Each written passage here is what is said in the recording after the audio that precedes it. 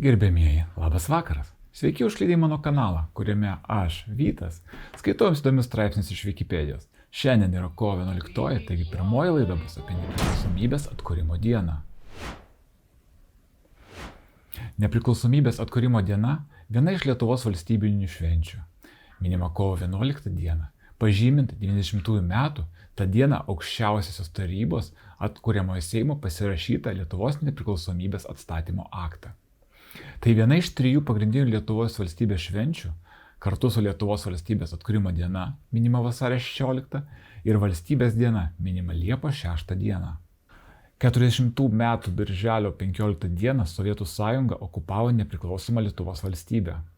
Antrojo pasaulinio karo laikotarpiu, slenkant fronto linijai, šalis buvo okupuota nacistinės Vokietijos, o 1944 metais vėl pateko į SSRS sudėtį. Nuo tada ginkluoto partizaninio pasipriešinimo Lietuvoje ir diplomatinėmis priemonėmis išeivijoje buvo siekiama atgauti nepriklausomybę. Daugelis vakarų valstybių nepripažino Lietuvos okupacijos. Atgimimo pradžią ženklina 1987 metais prie paminklo Adomui Mickevičiui Vilniuje įvykęs pirmasis nesankcionuotas mitingas. Jo metu buvo pasmerktas 1939 metų rugpjūčio 23 dienos pasirašytas Molotovo-Ribentropo paktas, kuriuo Vokietija ir SSRS pasidalino Europą įtakos sferomis. Siekiant permainų valstybėje buvo įkurtas Lietuvos persitvarkymo sąjūdis.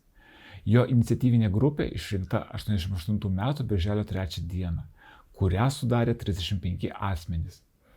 Tų pačių metų vasarą šalyje buvo suorganizuoti pirmieji LPS mitingai. Juose dalyvavo tūkstančiai asmenų.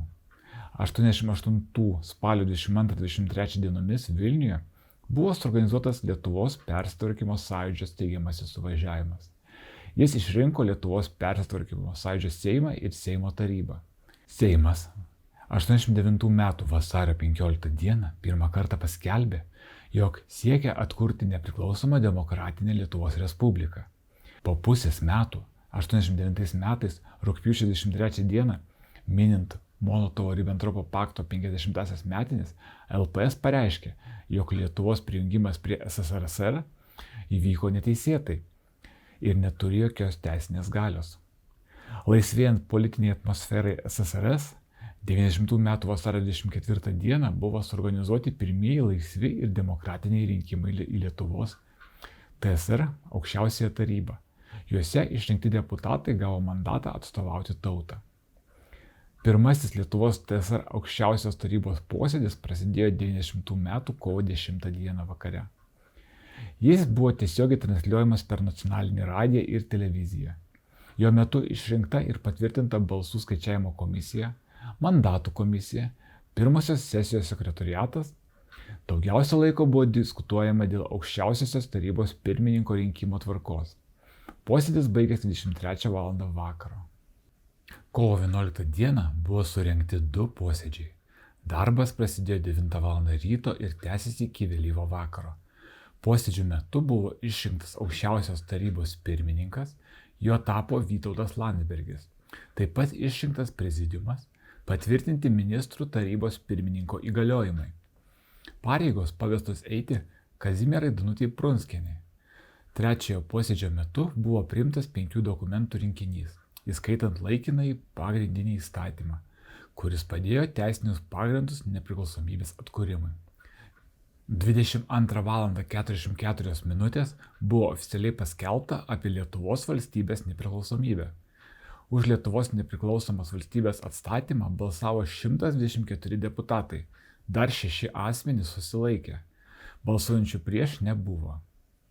Į pirmąjį posėdį susirinkę dar kaip Lietuvos TSR aukščiausiosios tarybos deputatai, trečiojo posėdžio pabaigoje išsiskirstė jau kaip demokratinio Lietuvos Respublikos parlamento nariai.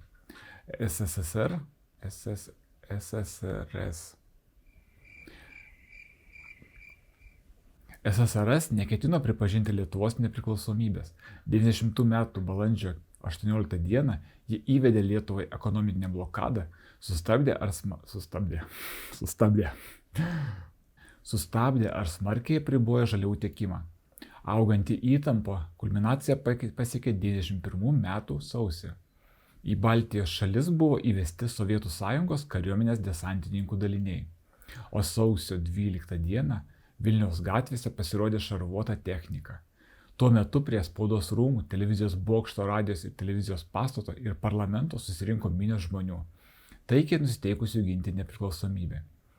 91 metų sausio 13 dieną ginkluotos SSRS agresijos metu žuvo 14 žmonių. Rusijos federacija pripažino visišką Lietuvos nepriklausomybę 21 metų Liepos 29 dieną, su Lietuva pasirašydama sutartį dėl tarpvalstybinių santykių pagrindų. Aktas dėl Lietuvos nepriklausomos valstybės atstatymo.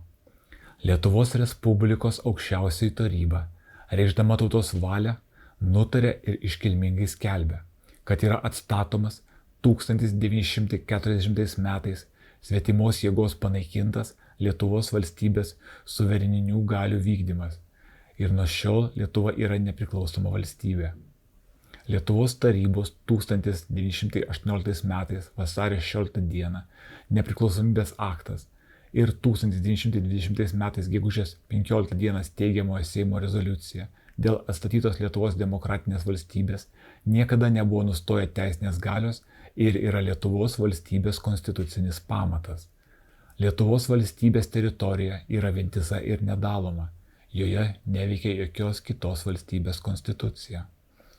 Lietuvos valstybė pabrėžia savo ištikimybę visuotinai pripažintiems tarptautiniams teisės principams, pripažįsta sienų neliečiamumą, kaip jis suformuluotas 1975 m. Europos saugumo ir bendradarbiavimo pasitarimo Helsinkyje baigiamajame akte, garantuoja žmogaus, piliečio ir tautinių bendrijų teisės. Lietuvos Respublikos aukščiausioji taryba, kaip ir suverenių galių reiškėja, šiuo aktu pradeda realizuoti visą valstybės suverenitetą. Aš sakau didelį ačiū tiems žmonėms, kurių dėka aš užaugau nepriklausomoje Lietuvoje. Šiandien tiek. Būsiu dėkingas už nykštį. Ačiū, kad žiūrėjote ir viso geriausio. Iki.